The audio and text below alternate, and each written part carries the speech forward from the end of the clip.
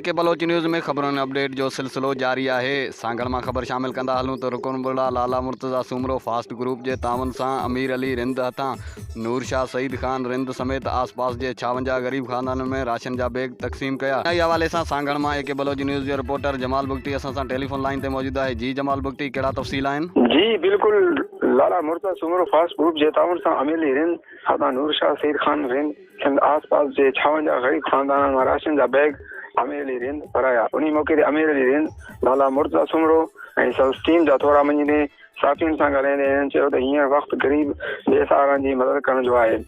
सियासी इख़्तिलाफ़ वेसारे हिक थी बोर मुतासिरनि जी मदद करणु घुरिजे। ग़रीब बेघर थियल माण्हुनि अॼु सरहदी वारनि जी मदद जा मुंतज़र आहिनि। माण्हुनि जी मदद करण सां जेका दुआ निकिरंदी या क़बूलियत जो ज़रियो बणिजी वञे थो। जी जमाल बुगटी, तव्हांजी वॾी महिरबानी, तव्हां असांखे तफ़सीलनि खां आगाह कयो आहे।